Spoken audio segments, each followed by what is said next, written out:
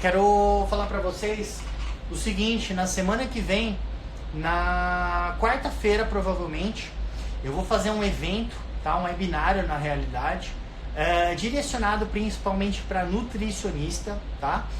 E outros profissionais da área também, médico, educador físico, mas principalmente para nutricionista, tá? Onde eu vou focar principalmente nesse webinário estratégias eficientes para perda de gordura com os nossos pacientes, estratégias para melhor adesão à dieta, porque esse infelizmente é um dos nossos principais problemas, né, com relação aos nossos pacientes, né, de você traçar um planejamento alimentar todo perfeitinho, com macronutrientes, tudo mais, e infelizmente a pessoa não ter adesão a essa dieta, né? Então eu vou passar várias estratégias bem interessantes pensando nesse sentido, para a gente conseguir auxiliar o máximo possível os nossos pacientes, tá?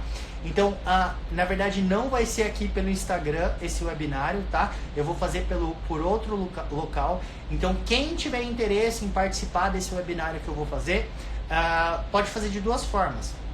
A primeira que eu preferia é que vocês me mandassem por direct o e-mail de vocês. E aí eu vou cadastrar e envio para vocês o link direto desse webinário. Ou pode mandar aqui que depois eu pego aqui os e-mails e mando direto também, tá? Mas me facilitaria muito se vocês me mandassem por direct. Mas quem quiser pode mandar aqui que depois eu pego e envio, tá bom? Bom, vamos lá. Pergunta do Rodolfo. É melhor secar primeiro e depois ganhar massa magra ou ganhar massa magra e depois secar? É o seguinte, é muito melhor você ganhar massa magra com o menor percentual de gordura possível, tá? Por quê?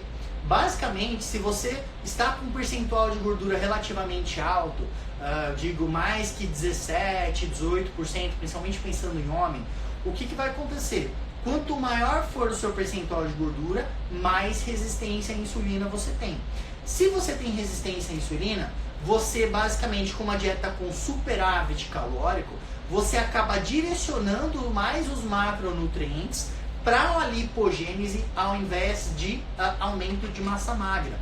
Pensa o seguinte, se você está com resistência à insulina, a insulina ela não está conseguindo se ligar no receptor da sua célula.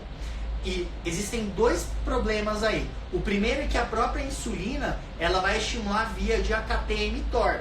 Então, a mTOR é uma via relacionada com a síntese de proteína. Além disso, se você tem resistência à insulina, o que acontece? Você não está colocando glicose para dentro da sua célula muscular. E onde se você tem resistência à insulina, no caso na sua célula muscular, você vai ter uma ótima sensibilidade à insulina no tecido adiposo. Então lá é difícil você criar resistência à insulina no tecido adiposo, é praticamente impossível, né? Então, por isso que é melhor você basicamente diminuir a sua quantidade de gordura corporal, para então você melhorar a sua sensibilidade à insulina, e aí você conseguir ter um ótimo resultado pensando no ganho de massa magra. Então, por isso que eu prefiro muito mais você focar em aumentar a massa magra seco para você, ou no lugar, no caso, de você ganhar um monte de massa magra ganhando gordura junto. Porque aí depois o trabalho vai ser totalmente redobrado, tá? Então tome cuidado com isso, tá? Foque nisso primeiro para depois você pensar no ganho de massa muscular. Lógico que existem alguns casos e situações em que a pessoa tem um ótimo metabolismo, né? Um indivíduo sedentário que está começando agora, que ele consegue esses dois processos de uma forma fácil, digamos assim, desde que esteja tudo muito bem equilibrado. Mas uma pessoa mais avançada, é interessante você focar um pouco mais em um do que em outro, tá? Mas vão ter situações onde você consegue buscar os mesmos objetivos ao mesmo tempo, tá bom? Eu vou, além de eu responder as dúvidas aqui, teve um pessoal que acabou me mandando por direct sem responder a minha enquete, tá? Então eu separei aqui, eu vou respondendo as dúvidas que eu já deixei anotada, que me mandaram, e eu vou colocando aqui também, tá bom? Peraí. Jonas F perguntou: existe relação na ingestão de lactose e engrossar a pele? Vamos lá. É o seguinte, isso é um mito, tá, pessoal? Isso vem de muitos anos, quem é da antiga sabe. principalmente com relação a atletas, né, fisiculturistas, tinha essa questão de tomar cuidado, ainda tem, né, mas é um mito, uma crença muito antiga, de que a ingestão de lactose poderia prejudicar a definição muscular e também engrossar a pele. Então, isso é ridículo. Por quê?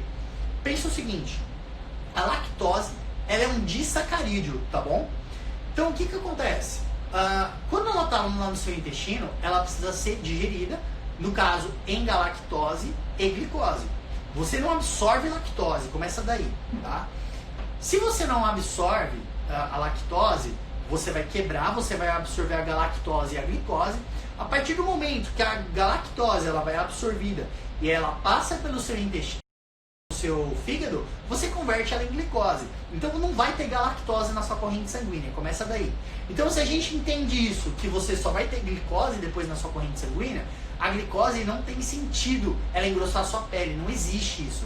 Então a gente quebra esse mito por aí, tá? Agora, pode acontecer de algumas pessoas confundirem, principalmente os atletas que estão em época de competição, que eles estão fazendo o refeed, o carb up, né? Onde eles aumentam a quantidade de carbo, né? na finalização, para eles encherem, né? a massa muscular, no caso o músculo fica mais cheio, né? Então aumenta o carbo. Só que aí o que acontece? Muitos atletas acabam basicamente consumindo muitas besteiras, e entre elas algumas que têm uma quantidade grande de lactose. E aí pensa o seguinte, normalmente esses atletas, principalmente os atletas da antiga, eles tinham essa questão de preconceito, que não pode leite, não pode lactose e tudo mais. O que acontece? Se você para de ingerir alimentos que são fonte de lactose, o que acontece? O seu organismo para de produzir enzima lactase. E aí o que acontece? Você vira basicamente intolerante à lactose. E aí esse cara faz o quê? Lá no carb up, ele ingere uma quantidade extremamente alta de lactose. E aí o que acontece? A lactose ela vai passar pelo seu intestino, você não tem as enzimas e ela vai diretamente pro intestino grosso. E aí ela acaba puxando um monte de água junto, né? E aí lá no seu intestino grosso, os micro-organismos vão pegar essa lactose, vão fermentar ela, produzir gases. Aí esse cara tem uma puta distensão abdominal, fica com a barriga desse tamanho. Não é que ele perde definição, mas ele vai ficar com a barriga totalmente cheia. E aí o que fala? É culpa da lactose. Mas não é que ela tá engrossando a pele nem nada do tipo, mas o cara teve uma puta distensão abdominal que acabou prejudicando ele ficar com um físico bem feio lá na hora da competição, tá? Mas isso é um mito ridículo, tá bom? Deixa eu pegar mais uma dúvida aqui. Opa! Eu vou pegando dúvida daqui e vou pegando as dúvidas que me mandaram pelo direct, tá? Cara, eu não sei, esses robôs aqui do Instagram são meio loucos, porque um monte de gente de robô que mandou umas perguntas aqui que não, na verdade nem pergunta, né? Acho que é aqueles negócios que faz você ter mais seguidores. Nossa, um monte de pergunta nada a ver aqui. Caramba. Vamos lá. Devo continuar na dieta cetogênica devido ao coronavírus? Qual a alimentação? Ó, vamos lá. É o seguinte, interessante a sua dúvida. Se você estiver fazendo uma dieta realmente cetogênica, os corpos cetônicos, eles auxiliam sim na imunidade, tá? Agora tem que ver que tipo de dieta cetogênica, se você está fazendo realmente uma dieta cetogênica, tá? Porque se você entender que os corpos cetônicos podem auxiliar na imunidade, ok. Agora, se você estiver fazendo uma dieta extremamente restrita, né, simplesmente uma low carb, que não é nenhuma cetogênica, e aí você basicamente não está nem produzindo corpos cetônicos numa quantidade eficiente, você pode ter uma queda bem significativa na sua imunidade. Então toma cuidado, analisa como está realmente a sua dieta, se ela é de fato uma dieta cetogênica, se não é simplesmente uma dieta restrita, se não é uma dieta com poucas calorias, que isso pode comprometer muito a sua imunidade e te deixar bem vulnerável, tá? E aí não, a gente pode entrar em outras questões aqui. Pessoal, nessa fase que a gente se encontra, orientem os pacientes de vocês, familiares, tá? Para consumirem muitos vegetais, legumes, verduras, frutas, tá? Nem só a questão das vitaminas e minerais, mas também pelos fitoquímicos, tá? Porque os fitoquímicos, eles vão auxiliar de uma forma muito efetiva a imunidade, tá? Não basta só ficar tomando multivitamínico e mineral, pode ajudar para uma pessoa que não come, mas pensando nesse cenário de aumentar a imunidade, os fitoquímicos que tem nesses alimentos, eles são muito significativos em promover a imunidade, tá? Se policiar na questão do sono, tá? Em dormir bem nesse período, tá? Para ficar com a imunidade alta, tá? Ou tomar ômega 3, a espirulina pode ser uma estratégia interessante também, tá? Então, muito cuidado com isso. Divulguem essas informações com os pacientes, com os familiares, tá? Para a gente tentar de alguma forma aí fazer com que a gente mantenha a imunidade mais elevada, tá bom? Cuidado com restrições nesse período, cuidado com excesso de treino, mais restrições, porque aí a imunidade vai ficar mais comprometida ainda, tá bom? Beleza? Vamos lá. A Pri perguntou: quais os principais fatores na elaboração da dieta vegana? Putz, adorei essa pergunta, olha só. Vamos lá. Primeiro de tudo, vamos entender o seguinte, tá? Os veganos, esse estilo de vida, ele é uma tendência. Então, para quem é nutri, para quem não gosta de fazer dieta vegana, tá? Eu aconselho fortemente a você mudar as suas crenças sobre isso, tá? Porque eu digo por isso porque um tempo atrás eu não gostava também de fazer dieta vegana, não gostava de atender vegano. Hoje é completamente diferente, mas o ponto é o seguinte: é uma tendência, as pessoas estão virando cada vez mais veganas ou vegetarianas. Eu acredito que num futuro muito breve, grande parte da população não vai comer mais carne, por questão de sustentabilidade, de crenças, enfim. O ponto é que você tem que colocar na sua mente: isso vai acontecer, e a tendência das pessoas a te procurarem mais para a elaboração de uma dieta vegana é muito alta, tá? E sem contar que existe a questão de você realmente poder ajudar uma pessoa, né? Então você conseguir de fato elaborar uma dieta para a pessoa, para você ajudar ela. Então, primeiro ponto. O segundo ponto é o seguinte: o que você tem que levar em conta na hora de elaborar uma dieta vegana? Você tem que pensar principalmente em variedade, em praticidade e em prazer, tá? E para isso você precisa se empenhar, você precisa dar o seu máximo para a elaboração de uma dieta vegana, porque não é fácil. Você precisa ter criatividade, você precisa realmente colocar sua energia para fazer uma dieta vegana, porque não é uma coisa fácil. Então esse é o ponto. E como que você faz isso? Basicamente, a gente só consegue traçar estratégias significativas, estratégias efetivas, quando a gente está no campo de batalha. Por que eu falo isso? Ano passado, acho que lá para meados de julho, agosto, não lembro exatamente o mês, eu estava fazendo os testes de resposta glicêmica com os carboidratos, e eu tive um insight de começar a fazer eu mesmo uma dieta vegana, justamente para conseguir entrar na pele dos meus pacientes veganos e conseguir elaborar, ter insights, ter criatividade para receitas, enfim, para conseguir entender o que o meu paciente vegano sentia e quais eram as necessidades dele. Eu fiz um mês e pouquinho de dieta vegana mesmo, sem nada de carne, leite, ovo, queijo.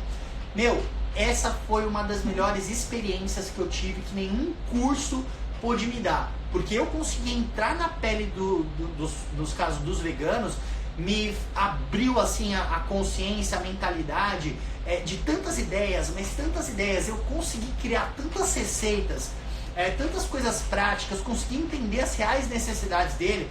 É uma coisa assim que não tem preço, né? Então, assim, uma dica que eu dou pra Nutri: pega uma semana, faz um teste, faz uma dieta vegana para você se colocar na pele. Não só pela questão de você conseguir ter mais ideias, mas principalmente você entendendo a pessoa, você consegue ficar mais, digamos assim, você consegue ter mais vontade de atender, porque quando a gente está fazendo alguma coisa, a gente tem mais vontade mesmo de conseguir, porque a gente está entendendo o que a pessoa está passando, né? Então, essa é uma de batalha para você conseguir entender quais são as necessidades realmente, quais são as dores do vegano, quais são as aspirações, né? Esses pontos são muito interessantes. Inclusive, pessoal, no curso que eu fiz, eu falo muito sobre isso, de estratégias diferentes para utilizar em pacientes veganos, em receitas, práticas, com variedade, porque isso faz uma diferença absurda na adesão do paciente vegano, né? E é aí com isso que você vai se diferenciar dos outros profissionais, porque eu vejo a maior parte dos nutricionistas hoje, eles não gostam de atender vegano. Mas por que não gosta? Porque às vezes não tem criatividade, porque não sabe o que está passando, porque não está entendendo. É difícil, não é fácil fazer dieta de vegano. Você tem que basicamente equilibrar muitos micronutrientes, macronutrientes. Paciente vegano que quer perder gordura é mais difícil, porque normalmente não é porque é vegano que também que vai ser saudável, né? E aí consome uma quantidade muito alta de carbo, quantidade muito alta de gordura, a proteína tá baixa, né? Então você criar receitas que sejam fáceis da pessoa colocar na rotina, receitas que sejam gostosas, né? É uma coisa que você precisa realmente se empenhar. E aí você gastando a sua energia para isso, eu te garanto que assim, você vai ser 5% dos nutricionistas que são diferenciais, que fazem a diferença na vida do paciente.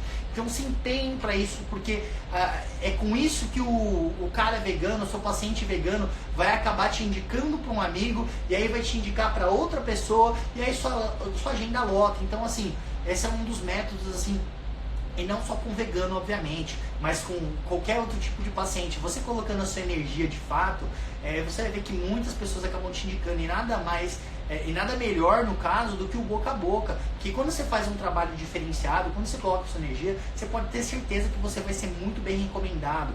E nada paga isso, nenhum anúncio que você fizer na internet, em revista, não. O boca a boca sempre vai ser o melhor marketing. E para isso você fazer um trabalho diferenciado com o paciente, isso vai ser de extrema importância, né? E aí o que você tem que pensar, além disso, na questão da dieta do vegano.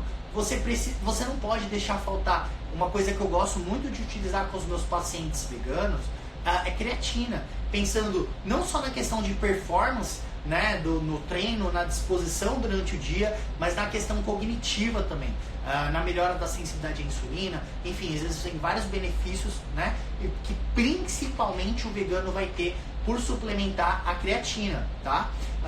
Você pode pensar até em algumas situações em suplementar taurina, né, porque alguns veganos podem ter deficiência em taurina, tá? A B12 você não pode faltar de jeito nenhum. A carnitina você precisa avaliar. Por que eu estou falando da carnitina, né? A carnitina, ela é basicamente sintetizada através de metionina, lisina, vitamina C, ferro, vitamina B2, vitamina B3, vitamina B6, vitamina B12. Logo, se o paciente vegano não ingere uma quantidade suficiente de vitamina B12, o que vai acontecer? Ele não vai produzir carnitina, né? Então, às vezes não necessariamente você precisa suplementar carnitina, só o fato de você dar aí uma vitamina B12 para ele, você ofertando todos eles, consegue ter aí uma produção legal aí de carnitina, tá bom? Então essas aí serão as coisas assim que eu penso que são pilares na elaboração aí do vegano. Mas você colocar sua energia e realmente querer ajudar o paciente, você pode ter certeza que como consequência você já vai pensar em várias estratégias aí para fazer uma boa dieta de um vegano, tá bom?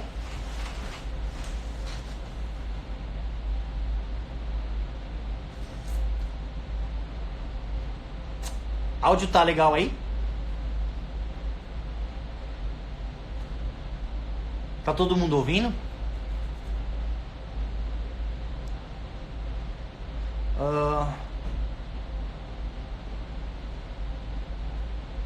Show. Em pacientes que fazem uso de metformina, há alguma atenção especial por conta da medicação? Puta, eu adoro as perguntas do Lucão. O Lucão é foda. Vamos lá. Seguinte, puta, adoro falar de metformina, estudo bastante sobre metformina, pessoal. Ó, seguinte, sim, né? Hoje eu acho que a metformina tá entrando bastante em moda, né? É um suplemento, não, é um medicamento, no caso, que eu estudo há muitos anos, principalmente com o Henry, quem conhece o Henry Okigami.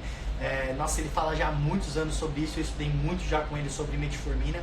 E a metformina, ela tá entrando na moda agora, né? Eu lembro que ele falava pra mim, putz, você vai ver que daqui a alguns anos vai estar todo mundo falando sobre metformina, e realmente, ela é um puta produtão, né? Mas eu vejo as pessoas basicamente orientando, né, de uma forma indiscriminada, né? E não é bem assim, a gente tem que ter algumas atenções com a metformina, tá? Primeiro ponto é que assim, vamos pensar o que você teria que tomar cuidado, né, quando você está utilizando a metformina. O que acontece? Você pode gerar basicamente uma acidose lática, né? Então você tem que avaliar a função renal do paciente. Acima de 1.6, 1.7 é um fator de risco, né? Então tem que tomar cuidado, tá, com o uso de metformina. A metformina, ela inibe a absorção de B12, tá? Então, às vezes num paciente vegano que está fazendo a suplementação e está utilizando no mesmo horário, então tem que tomar cuidado, tá? E um ponto é que assim, o que acontece? A metformina, ela basicamente, ela vai inibir o complexo 1 o complexo mitocondrial lá na cadeia transportadora de elétrons, tá? Então vamos entender o seguinte, a meia-vida da metformina, ela é basicamente de 2 horas. Então se você utilizar uma metformina num pré-exercício, isso pode não ser legal, porque a produção de ATP vai cair, e aí o rendimento da pessoa vai cair. Então se a pessoa toma de manhã e já vai treinar logo depois, talvez não seja tão interessante, porque ela basicamente vai fazer com que caia a produção de ATP, justamente por você inibir o complexo mitocondrial. Então, basicamente, vai haver uma redução, tá, da produção de ATP. Tá? Agora sim, existem inúmeros benefícios, tá, que você pode ter com relação à metformina. Tá? O primeiro ponto é que, assim, basicamente por você inibir o complexo mitocondrial, você vai ter uma razão, né, onde você vai ter menos ATP e mais AMP e ADP, no caso, monofosfato de adenosina e difosfato de adenosina. Então essa relação diferenciada, você basicamente vai aumentar quem? A AMPK. A AMPK é a enzima, né? A AMPK, ela vai ter vários benefícios, né? Então o que vai fazer a AMPK? Ela basicamente, ela consegue estimular a translocação e a produção de GLUT4. É por isso que a metformina acaba auxiliando muito na sensibilidade à insulina, é por isso que os diabéticos usam, justamente por você ter mais GLUT4, você conseguir colocar a glicose lá para dentro da sua célula. Agora, a metformina, ela vai ter vários outros benefícios também muito interessantes, porque assim, vamos pensar ainda na MPK, tá? A MPK, ela também vai estimular a sirtuína 1 e a PGC1-alfa. E aí, consequentemente, estimulando o PGC1-alfa, você estimula a biogênese mitocondrial. E como você já sabe, como eu canso de falar, quanto mais mitocôndria a gente tem, melhor para a nossa vida em geral. Porque basicamente a gente melhora o nosso metabolismo oxidativo, a gente aumenta o nosso gasto energético basal, a gente aumenta a função anti-inflamatória, antioxidante, proteção neuronal, enfim, imunidade. Basicamente, quanto mais mitocôndria, mais longevidade, mais proteção contra vários tipos de doença, como câncer, por exemplo. Então você tem muitas proteções aí e vários benefícios por ter mais mitocôndria. A metformina, ela também é capaz de diminuir, tá, o NF-κB, tá, que é um fator de transcrição que ele é inflamatório, né? Então quanto mais NF-κB você tem, pior, pensando na questão inflamatória. Agora eu vou dar uma dica para vocês, pessoal, que a gente não pode passar metformina para os nossos pacientes, mas existe uma substância que ela é basicamente igual à metformina, tá? Existem vários estudos mostrando que é tão eficaz quanto, tá? Que é a berberina. Nós podemos prescrever berberina. A berberina, ela tem basicamente todas essas ações que eu estou falando aqui para vocês da metformina, tá bom? O que mais que a gente pode falar da metformina? Um ponto interessante, que voltando um pouco na MPK, tá? Por ela estimular a MPK, ela vai inibir a acetil-CoA carboxilase, tá? Por que é legal? Basicamente você vai diminuir a sua lipogênese. Toda vez que você inibe a acetil-CoA carboxilase, você inibe a lipogênese, porque o que acontece? Pensa o seguinte, o que a acetil-CoA carboxilase faz? Ela vai pegar o acetil-CoA e converter para malonil-CoA, tá? A próxima vez eu vou até pegar aquelas coisas para ir escrevendo, que eu acho que pode ser interessante para ilustrar, que às vezes falando fica um pouco mais difícil de entender. Mas basicamente é o seguinte, você aumenta a acetil-CoA carboxilase, você converte mais acetil-CoA para malonil-CoA. Se você tem mais malonil-CoA, você vai ter algumas repercussões negativas aí, né? Isso pensando num superávit calórico, tá, pessoal? Então, com mais malonil-CoA, você primeiramente inibe a carnitina palmitoil transferase 1. O que vai acontecer se você inibir isso? Você não vai conseguir colocar gordura para dentro da sua mitocôndria sofrer beta-oxidação. Então você fica com mais ácido graxo livre na corrente sanguínea e mais inflamação. E além disso, se você tem mais malonil-CoA, o que acontece? Existe uma enzima chamada ácido graxo sintase. Ela basicamente pega o malonil-CoA e converte ela para ácido graxo. E aí vai ter uma outra enzima chamada alfa-glicerol fosfato que converte o ácido graxo para triacilglicerol. E aí ele vai lá para o seu tecido adiposo ser estocado. Então, se você tem mais MPK, se você consegue ativar mais vias de MPK, você consequentemente consegue diminuir a acetil-CoA carboxilase. E aí outro ponto é que tanto a berberina quanto a metformina, elas vão inativar, elas vão diminuir dois fatores de transcrição, que é o SERBP1C e o SHRBP1C. Eles basicamente são fatores de transcrição lipogênicos. Então, esses fatores de transcrição, eles vão ativar mais a acetil-CoA carboxilase, né? Então, se você estimula mais a MPK e você consegue diminuir esses fatores de transcrição, você diminui a lipogênese e pode até otimizar a queima de gordura. É lógico que tudo sempre vai depender do contexto em que o paciente se encontra. Atividade física, déficit calórico, tudo isso vai contar, beleza?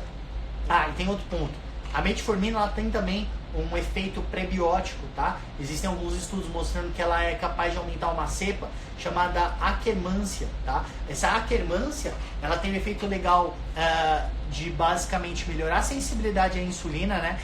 Não só a questão da metformina por si só, mas aí teria um efeito indireto. A cepa, tá? Eu tô falando. Ela pode aumentar a produção de muco, então você aumentando a produção de muco lá no seu intestino, você tem um efeito protetor. E a Akkermansia, ela tem um efeito anti-inflamatório também, tá? Então aí você tem um efeito basicamente sinérgico, né? Beleza? Um ponto que a gente tem que tomar cuidado é que a metformina, dependendo da quantidade, ela pode inibir SGLT1, que é um transportador lá no seu intestino, que ele coloca a glicose e frutose para ser absorvido no seu intestino. Se você inibe muito, basicamente a glicose e a frutose, ela passa lá para o seu intestino grosso e pode acontecer fermentação.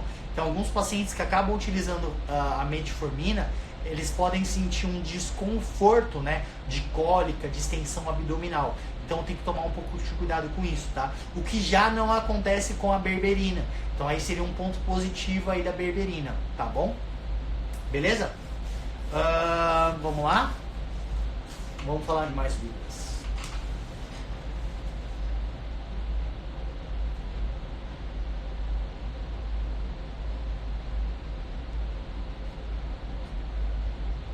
A do Lucas já foi.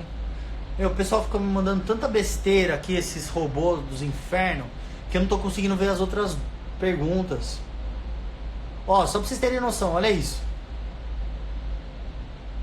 É brincadeira. Eu recebi tanta mensagem disso aqui que eu não tô conseguindo ver as dúvidas mesmo que o pessoal me mandou. Puta merda. Ó. Top. Puta. Caramba, tô tentando ver aqui, mas não tô conseguindo, pessoal. Pera aí, deixa eu virar aqui.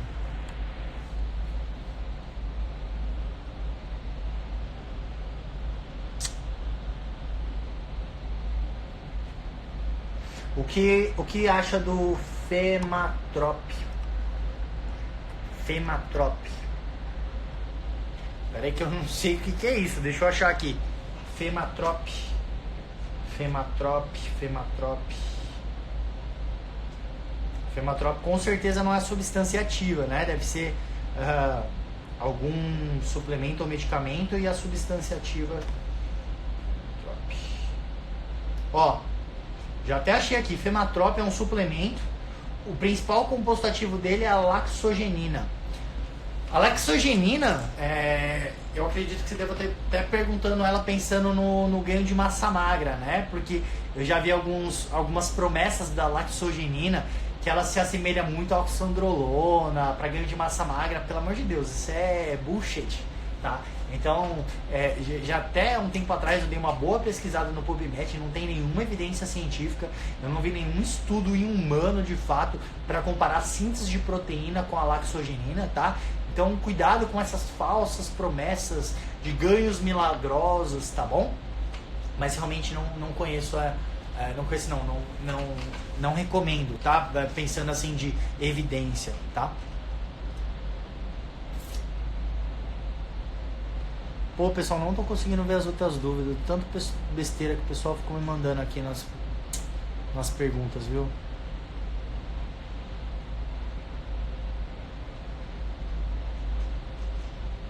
Tá, deixa eu ver por aqui. E aí eu vejo as perguntas que vocês me mandaram por aqui, tá?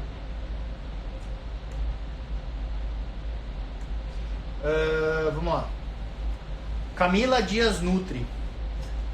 Meu paciente perdeu um pouco de peso e estagnou. Realizei várias estratégias diferentes, algumas com grande déficit calórico, e mesmo assim meu paciente não emagrece. O que fazer? Camila, seguinte, vamos lá. Isso aí é muitas coisas que a gente tem que analisar, tá? Primeiro ponto é o seguinte: provavelmente seu paciente não está em déficit calórico. Você acha que ele está em déficit calórico. O que está em déficit calórico é a sua dieta que você planejou para ele. Mas com certeza ele não está em déficit. Porque se ele estivesse em déficit, ele com certeza estaria perdendo peso. O segundo ponto é assim: com certeza existe alguma coisa que está gerando compensações nele, tá? Então vamos pensar que ele pode estar consumindo menos calorias durante o dia, e aí por conta de ele estar consumindo menos calorias durante o dia, está acontecendo algum tipo de compensação, por exemplo, no período noturno dele, onde ele está beliscando mais, às vezes de uma forma imperceptível, que não está gerando um déficit calórico e não está fazendo ele perder peso. Ou até um déficit calórico que ele está tentando pela dieta, fazendo com que ele diminua de uma forma imperceptível, no caso da visão dele, onde ele está mais sedentário, ele está gastando menos, ele está mais preguiçoso na academia, enfim, ele está treinando, o organismo dele está criando um mecanismo adaptativo onde ele gasta menos energia, tá? Não pela termogênese adaptativa, tá? Porque você falou que ele perdeu um pouco de peso. Acreditam que o metabolismo vai reduzir, e de fato ele reduz, mas esse não é o fator determinante que vai fazer com que a pessoa estagne. Eu já falei muito sobre isso, né? Questão de termogênese adaptativa, mas é principalmente pelo aumento exacerbado da fome, tá? Então, por a fome estar muito elevada, ele acaba criando mecanismos, né? Que vai fazer com que existam beliscadinhas, que vai fazer com que não haja um déficit calórico. Eu vou te falar por experiência própria do que tem acontecido comigo, que é muito louco. Para quem não sabe, eu tô fazendo uma dieta de perda de gordura agora, e eu vou falar para vocês que é cada vez mais difícil. Eu tô com meu estômago aqui já roncando, é uma fome absurda. O que acontece? Durante o meu dia, que eu tenho a minha rotina toda estabelecida aqui, é super tranquilo. Eu trago minhas comidas todas pesadinhas e tal, né? E consigo seguir bem. Acontece, eu chego à noite, né? Eu chego lá na cozinha, tem a pia, eu coloco todas os tupperwares de vegetal, de frango, de carbo, e pego a minha balancinha para pesar os alimentos do dia seguinte. Com essa fome absurda que eu tô ficando, o que acontece? Eu vou colocando as coisas na marmitinha, só que eu vou pegando a colher e vou comendo, né? Só que aí eu tenho que me policiar, né? Porque quando a gente tá com fome, pessoal, às vezes a gente nem pensa. É o que eu sempre falo, a gente tem que se policiar mais do que a gente tá fazendo, né? E aí quando eu paro e me dou conta do que eu tô fazendo, comendo até sem perceber na hora que eu tô fazendo a marmitinha, eu vejo como isso acontece com certeza com os nossos pacientes, né? Então a gente entendendo isso, a gente sabe que o nosso organismo ele vai criar vários mecanismos de uma forma com que a gente escape cada vez mais da dieta, e aí não gerando o déficit calórico necessário para perder peso. Aí eu vou te dar algumas dicas do que você pode analisar, tá bom? Para você traçar algumas estratégias com o seu paciente, né? Que façam com que ele tenha uma melhor adesão e consiga perder peso, já que ele está estagnado. Então, o primeiro ponto que você tem que entender é: será que a sua dieta ela está prática o suficiente na rotina dele? Será que basicamente você não passou coisas muito difíceis para ele e aí ele fala que está conseguindo fazer, mas sei lá, ele tem muitas reuniões e aí ele acaba escapando mais da dieta, às vezes umas coisas muito elaboradas, ele está viajando muito. É que você está me falando, eu estou tentando pensar em hipóteses de coisas que acontecem aqui comigo, tá? Então às vezes a dieta não está tão prática, né? Será que a dieta ela está gostosa? Será que ele está tendo prazer em fazer a dieta? Isso para mim são um dos pilares, praticidade e prazer.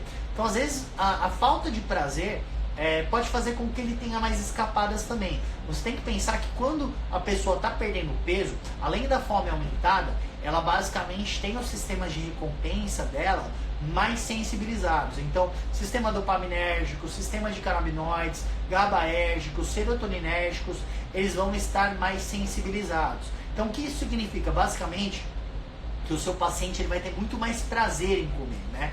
E sem contar que a grelina também vai estar mais aumentada. A grelina ela é um hormônio que vai causar hiperpalatabilidade, ou seja, tudo que ele comer ele vai ter mais prazer. Então o fato de às vezes a dieta não estar tão gostosa pode fazer com que o seu paciente queira escapar mais da dieta. E aí o fato dele escapar mais da dieta com mais fome, com mais paladar, digamos assim, pode gerar compulsão. E às vezes as compulsões fazendo com que ele não atinja o déficit calórico necessário, tá? Então, esses são dois pontos que você tem que analisar. Você pode pensar também em algumas estratégias em aumentar a saciedade do seu paciente, porque às vezes você fica tão bitolado pensando, preciso gerar déficit calórico no meu paciente. Só que por esse déficit calórico na dieta, está gerando compensações por poucas calorias e fazendo com que ele escape mais da dieta, você fica com medo de aumentar algumas coisas. Então o que você poderia pensar como uma outra estratégia? Aumenta, soca a proteína nesse cara, coloca bastante proteína, porque a proteína é uma dos macronutrientes que mais vão saciar. Então às vezes eu utilizo uma quantidade bem acima do recomendado em algumas dietas, e a pessoa ela fica extremamente saciada. Ela ficando mais saciada, no caso com mais proteína, ela libera menos grelina, ela aumenta mais a colicitocinina, que são hormônios que basicamente que vão causar saciedade. E aí você gerando saciedade nesse indivíduo, o que acontece? A chance dele escapar da dieta é menor. Você pode pensar em estratégias de suplementar fibra, por exemplo, o psyllium é muito interessante para gerar saciedade, porque ele dá uma distendida, né? Ele absorve água e basicamente vai inchar lá no estômago.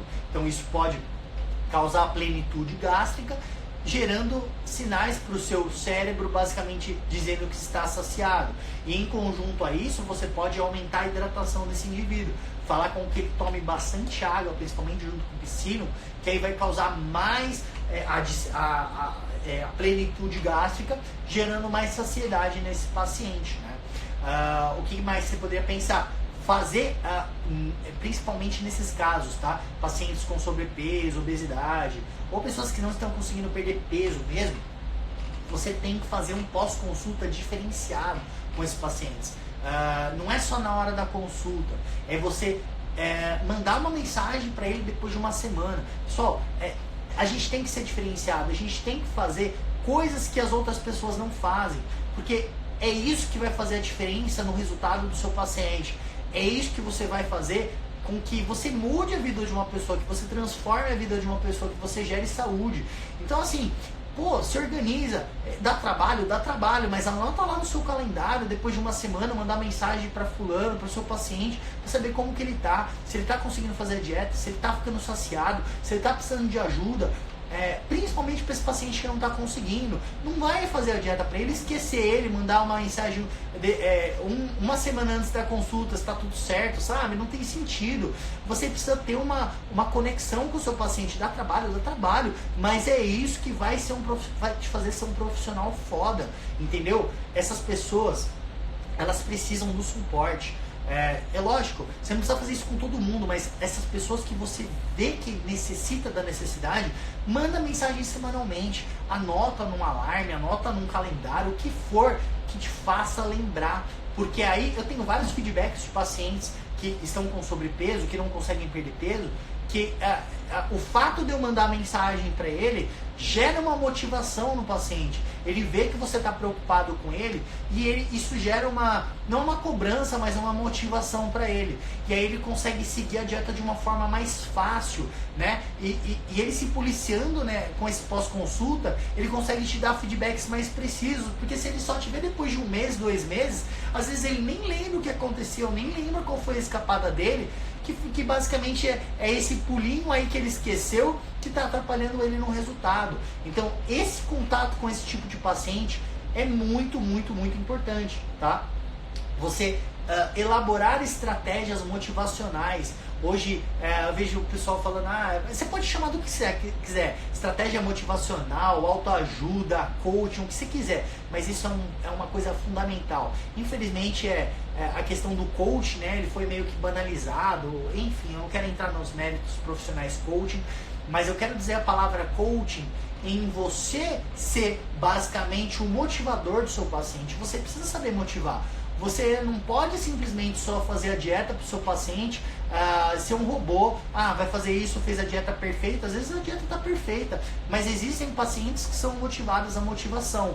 E você gerando um pós-consulta para ele, você sabendo motivar o seu paciente, putz, eu te garanto que você vai ter um sucesso assim com os seus pacientes de uma forma absurda. A adesão que o seu paciente vai ter é muito grande. Você entender as dores do seu paciente, você entender quais são as aspirações, você vai conseguir elaborar estratégias personalizadas. É você ter um interesse genuíno com o seu paciente, de entender de uma forma personalizada mesmo o que você vai fazer. Você querer ajudar o seu paciente, você vai de uma forma assim individualizada, não uma coisa engessada, conseguir saber o que você vai fazer. Puta, ele tem essa dor, então aumente o seu tempo de consulta, sabe? Você pode aumentar o seu tempo de consulta para ter uma anamnese melhor com o seu paciente. E aí você desenvolve estratégias com ele. Tanto que no meu curso eu foco muito nisso, em você traçar estratégias de uma forma mais personalizada,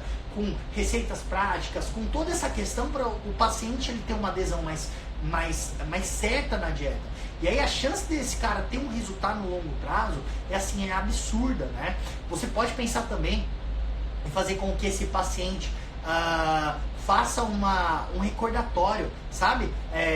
Escreva, faça um diário, tem vários aplicativos no celular, você pode, sei lá, fazer algum calendário, alguma coisa assim para o seu paciente, nesses casos, onde ele vai escrevendo o que ele está comendo, como que ele está indo na dieta, se ele está indo bem, se ele está indo mal, porque às vezes é o que eu falei, vão passando os dias, ele esquece das coisas que ele faz, e aí ele tem alguma coisa para anotar. O que acontece? Ele vai pegando as escapadas dele, ele vai se automonitorando. E o automonitoramento, ele é muito efetivo nessa questão dele se policiar e parar de fazer essas escapadas que ele está tendo, entendeu? Então eu acho essa questão do recordatório, de você fazer com que ele se automonitore, é uma estratégia muito efetiva para ele conseguir basicamente ele mesmo criar estratégias e entender o que está tirando ele do foco ou não, tá bom? E você entender como que anda os finais de semana desse cara. Será que ele não está ingerindo muita bebida alcoólica? Será que ele não está saindo muito? Enfim, a gente vive num ambiente, pessoal, que são muitas influências, né? A questão de sair muito para restaurante, o convívio social, né? Porque são vários fatores, né, psicológicos, culturais, tudo basicamente que vai fazer com que às vezes a pessoa tenha um consumo excessivo, um consumo calórico excessivo no final de semana, onde basicamente o que pode acontecer? ele compensar todo aquele déficit calórico que ele teve na semana. E aí o final de semana dele que basicamente está empacando. Então você conseguir perguntar de uma forma efetiva, fazer um recordatório de forma boa anamnese com o paciente, vai ser um diferencial para que ele consiga levar isso no longo prazo e tenha uma boa adesão na dieta, né? E entender também, basicamente, como que anda o sono dele, a microbiota dele não está basicamente totalmente desregulada, aumentando o apetite dele de uma forma exacerbada, e é isso que está gerando compulsão alimentar. Às vezes a gente deixa de fazer umas perguntas que basicamente pode mudar tudo, às vezes são coisas muito assim pontuais, são detalhes que isso que está impactando todo o cenário desse indivíduo, porque às vezes são escapadinhas que essa pessoa tem que acaba gerando desmotivação nesse paciente, com que faz com que ele possa abandonar cada vez mais. Porque qual é o ponto? Às vezes um mau hábito, uma má atitude que ele tem, enfim, o ponto é, um mau hábito ele leva a outros maus hábitos. Então se esse paciente começa a escapar, uma escapada que ele tenha, basicamente vai levar a várias outras escapadas também. Então a gente entendendo isso, às vezes é um detalhezinho que a gente precisa pegar na hora da anamnese que vai fazer a total diferença para esse cara ter um bom resultado no longo prazo, tá bom?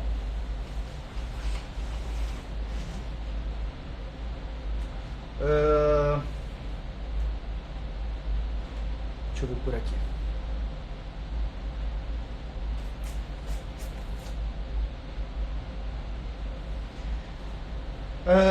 Anticoncepcional se torna um fator determinante em uma não melhora dos resultados? Ou mesmo com o uso de anticoncepcional é possível melhorar a composição corporal? O Nutri Matheus Matos me mandou, ele tinha mandado até por direct, devido a um vídeo que eu tinha postado esses dias no IGTV, né? O ponto é o seguinte, o que acontece? O anticoncepcional ele pode ser um fator limitante, porque ele basicamente vai diminuir a testosterona livre, diminuir a testosterona biodisponível, e consequentemente a gente sabe que a testosterona ela tem um efeito anabólico, ela tem um efeito lipolítico, e ela pode também aumentar muitos níveis de estrogênio, né? Utilizando no caso o anticoncepcional. E aí com esse ambiente hormonal desfavorecido, a mulher no caso ela pode ter um comprometimento dos resultados. Só que o ponto é, esse não vai ser o fator principal que vai estagnar ou que fazer com que ela não tenha resultado, tá? A não ser uma pessoa assim, que é um atleta, sabe? Que tá tudo muito bem encaixado, o treinamento tá muito bem encaixado, não tem mais onde mexer, sabe? Você já fez todas as alterações na dieta, a pessoa treina intenso, ela não escapa da dieta. Aí você vê que a pessoa já está muito evoluída e aí às vezes por essa questão hormonal está desequilibrada, pode fazer com que essa pessoa não evolua mais, tá? Mas isso já numa pessoa bem evoluída, que já está com tudo muito alinhadinho, tá bom? Então, pode impactar, mas não é esse o fator fundamental, a não ser que a pessoa já esteja muito evoluída, tá bom? Bom, eu vou pegar as dúvidas daqui que vocês me mandaram agora. Vou ver.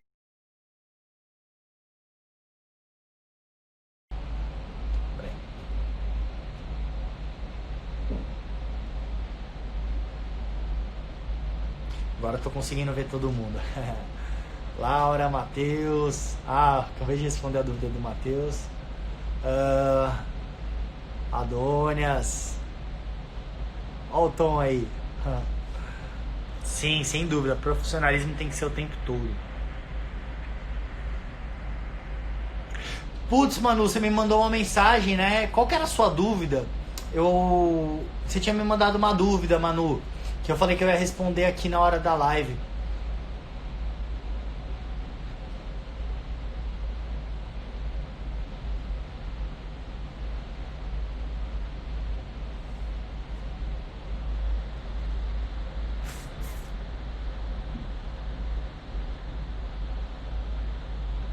João Joab, quais suplementos podem ser usados para... Não terminou a pergunta. Uma semana vegana. Boa. Entendi. Faz uma intercalação de vegana com proteína animal. Legal pra caramba. Isso faz uma diferença muito grande, né, cara?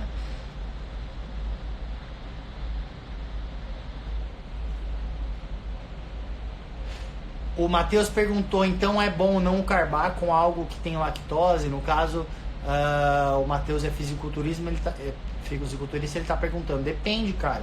Se você tem intolerância à lactose, não use carbos que tenham lactose, por exemplo, num carb up, porque senão você vai fermentar tudo e não vai ficar legal, tá?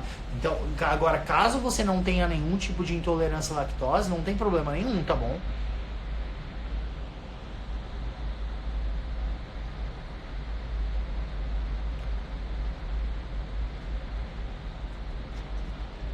Aí, tô travando tudo aqui. Rafa, chega agora, tu falou sobre a ioimbina.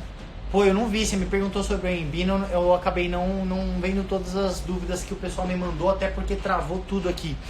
A ioimbina, eu não sei se você perguntou com relação à queima de gordura. A ioimbina, ela é interessante, tá? Basicamente porque a ioimbina, ela é muito interessante, principalmente para mulher, tá? Só que tem que tomar um pouco de cuidado, porque a ioimbina, ela tem um potencial de gerar ansiedade, tá?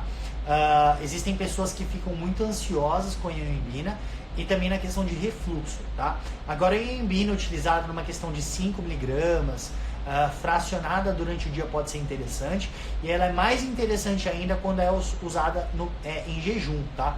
Qual que é um diferencial da ioimbina? É que ela basicamente ela vai inibir receptores alfa-adrenérgicos, né? São receptores que são basicamente estimulam a lipogênese, tá? Então ela vai ter um efeito indireto na lipólise, tá? Então a ioimbina eu acho legal sim, a gente só tem que tomar cuidado para quem usar, tá? E principalmente se a pessoa não tem resistência à insulina, tá? Porque a ioimbina ela é capaz de aumentar um pouco o nível de insulina, tá? Então, para pessoas que têm resistência à insulina, não é interessante, tá? Então, indivíduos obesos, não é legal. Eu acho legal utilizar a ioimbina para quem tem um percentual de gordura bem baixo e principalmente para mulher que acumula na região do culote, sabe? Culote aqui dos lados. Porque basicamente essa região é uma região que tem bastante receptores alfa-adrenérgicos, né? Então, por a ioimbina conseguir inativar esses receptores, você acaba conseguindo ter uma lipólise maior nessas regiões, tá?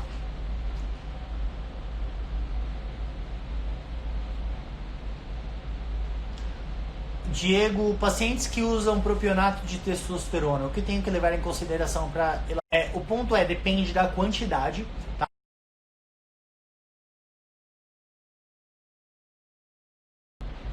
Se for uma dosagem fisiológica, no caso 200 miligramas na semana, a teste do cara não vai ficar muito acima do fisiológico, né? Agora, se é um cara que está usando muita testosterona, e aí o nível de testo dele está mais de 1.500, 2.000, né? Aí é algo que você tem que entender, que a síntese de proteína desse cara vai estar muito mais elevada. O metabolismo dessa pessoa vai estar muito mais elevado. Então, o que você tem que entender? Primeiro, qual que é o objetivo desse cara? Se esse cara está focando mais na perda de gordura, isso pode ser interessante porque a testo por si só, ela basicamente vai ter um efeito de preservar a massa magra. Então, nesse caso, você não necessariamente precisa colocar mais proteína nem nada do tipo. Você pode aproveitar essa questão hormonal que ele se encontra e tirar uma vantagem em gerar um déficit calórico maior ainda, pensando em preservar a massa magra e estimular o máximo possível a perda de gordura.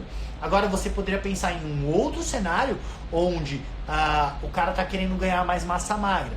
Então a taxa metabólica basal desse cara vai estar mais elevada.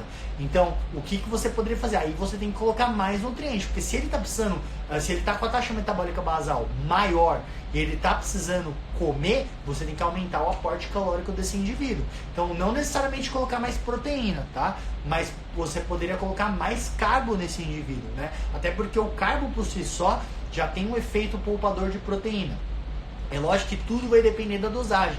Se ele estiver utilizando uma quantidade muito alta de testosterona, aí eu acho legal sim você aumentar mais a proteína acima do valor recomendado, porque a síntese proteica vai aumentar. Mas eu não colocaria mais que 3 gramas por quilo de peso, tá? Até porque o carbo do cara já vai estar mais alto e não tem necessidade disso, tá bom?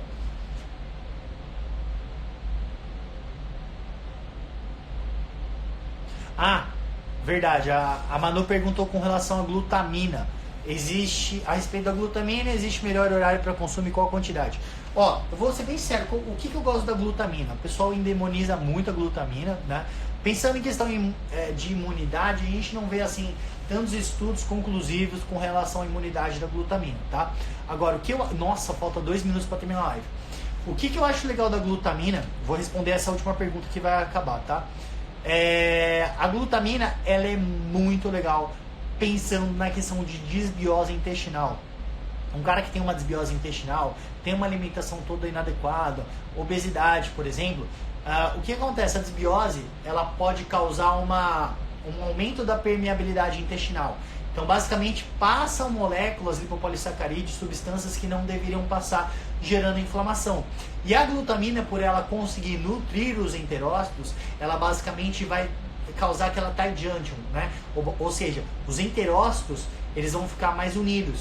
E aí, basicamente, não vai passar substâncias que não deveriam passar. Então, ela é muito legal para fortalecer os enterócitos, tá?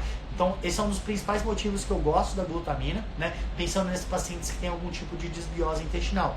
Agora, horário, você poderia usar de manhã, à noite, não teria tanta questão assim de horário não, tá bom? Bom, pessoal, vou finalizar que passou 1 hora aqui voando, eu nem percebi, tá? Eu vou deixar a live salva. Quem tiver interesse de participar do webinário da semana que vem, que eu vou fazer principalmente para nutricionista, pensando em perda de gordura, me mandem por direct, que eu não vou fazer aqui pelo Instagram da próxima vez, que eu vou testar um novo meio aí de fazer esse webinário. Então me mandem por direct o e-mail de vocês, que eu mando o convite para vocês por e-mail para acessar o webinário, que eu vou fazer especialmente pensando na perda de gordura, adesão à dieta e todas essas questões, tá? Vai ser um webinário bem legal, direcionado mais para o pessoal da área da saúde, tá bom? Então quem quiser só me mandar por direct, tá bom?